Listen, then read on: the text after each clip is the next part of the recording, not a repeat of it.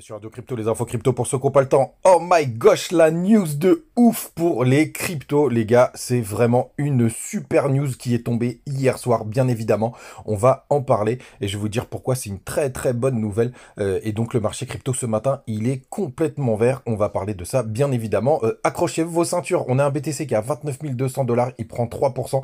C'est vraiment le boss en ce moment. Il pump beaucoup plus que les autres, même s'il y en a qui font un petit peu mieux. On a Ethereum qui prend 2% ce matin. BNB qui est à la traîne 1,4%, XRP 6,3% qui est au cœur de cette news, on va en parler. Missile Sol 11,2% qui est aussi un ricochet de cette information qui est tombée hier soir. On a Ton qui prend 4,7%, Matic 3%. Pareil du côté de DOT, BCH, Litecoin Cash, Link qui est un peu à la traîne 1,8%. On a aussi une belle perf du côté de Léo, 4,4%. Pareil pour XLM. Bref, c'est ouvert ce matin et ça fait du bien et ça fait plaisir. On commence tout de suite avec la news. N'hésitez pas à me rejoindre sur Twitter, j'ai partagé la news en direct live. Donc qu'est-ce qui est tombé hier? C'est la SEC qui abandonne les poursuites contre ses dirigeants. Documents à la pluie. Le premier que j'ai vu en parler, c'est le journal du coin. Donc ça c'est vraiment une très très bonne nouvelle les gars. Et pourquoi c'est une très très bonne nouvelle? Ben, tout simplement parce que ça a un effet ricochet sur tout le marché. Ça montre aussi le desserrement de la SEC envers le marché crypto. C'est une très bonne nouvelle aussi pour les ETF spot, tout simplement parce que ça veut dire que petit à petit, c'est vraiment en train de se desserrer. Et en plus, enfin bon, alors ça a été un commentaire du patron de XRP qui a considéré que c'était pas une décision, c'est une capitulation carrément. Mais ils en ont tellement morflé. Donc le XRP au prochain bull run, enfin moi j'en ai pas mal quand même en portefeuille. Il pourrait enfin s'exprimer, il pourrait enfin exploser puisqu'il a été un peu gâché. Il a un peu gâché son dernier bull run à cause de toutes ces informations, de toutes ces news, hein, même s'il est déjà quand même dans le top. Mais c'est vraiment une super nouvelle pour toutes les cryptos aussi qui ont été identifiées comme des securities. C'était le cas de Sol, c'est pour ça que ce matin 11,2%, un magnifique pump les gars. C'est tout ce qu'on pouvait dire sur cette news, mais vraiment très très bullish pour la suite. Et ce desserrement, n'hésitez pas si vous avez des questions à les mettre en commentaire. Du côté du graphique, c'est encore plus chouette parce que cette news, elle nous a permis de breaker la petite résistance du milieu. Donc normalement, la target, on est vraiment sur le haut de ce canal haussier.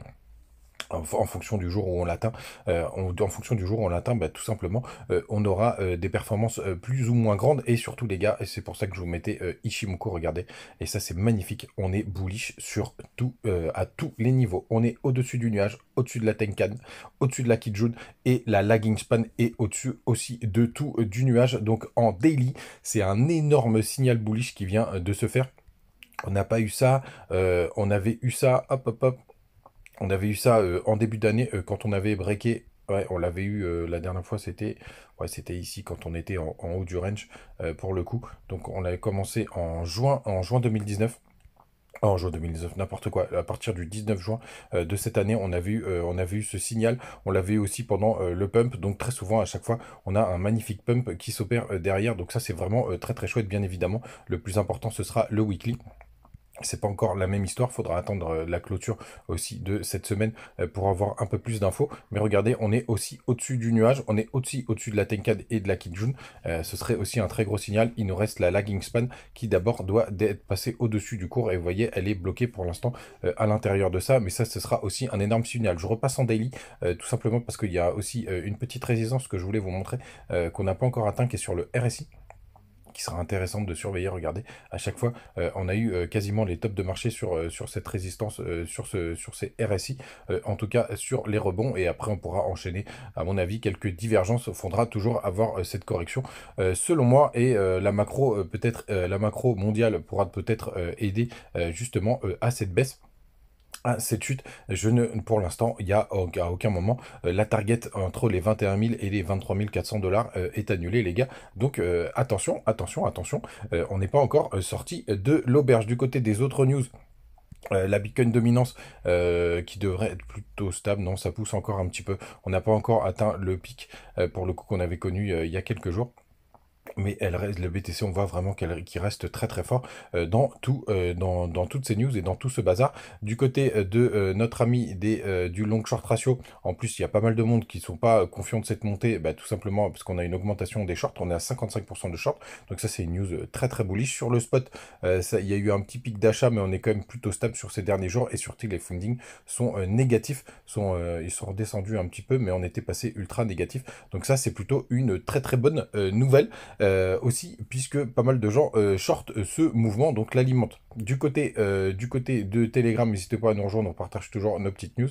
Ça s'éclate ce matin, bien évidemment. À 6h35, on a eu, comme d'habitude, nos petites liquidations. Pour l'instant, malheureusement, il y a plus de raisons d'aller au sud. On a un gros pic qui s'est formé au-dessus des 32 000 $. Un magnifique pic, pardon. Donc on va voir si on va aller chercher. Ce serait une super target. Mais et sur du long terme, regardez les 42 000, où il y a vraiment énormément de liquidation et de liquidité à aller chercher. On parle de ça bien évidemment dans le Telegram et on partage les news en direct live. Vous aviez déjà toutes les infos hier, donc évidemment je suis en position, mais je suis assez dégoûté. Je pensais avoir mis un petit x15 sur mon XRP. Sur mon XRP hier, malheureusement c'était qu'un petit x5, mais en tout cas ce matin c'est plutôt chouette. 2000 $, engagés. On va voir ce que ça va donner du côté de TH et de notre ami XRP. Pareil, un petit long du côté de BitGet, mais celui-là vous le connaissez. Toujours des bonnes performances ce matin. D'ailleurs, BitGet, n'hésitez pas si vous cherchez une plateforme, notamment avec le départ de Bybit. Vous avez plein de bonus si vous utilisez les liens en commentaire. C'est vraiment très très chouette pour le coup, et vous avez aussi les liens vers BingX qui est plutôt sympathique si vous voulez traiter les marchés traditionnels ou l'or. Il y a tout ça à l'intérieur, vous avez juste à cliquer sur les liens en description des vidéos. Les gars, vous savez tout, on se retrouve tous les matins comme d'hab et faites attention à vous, ciao.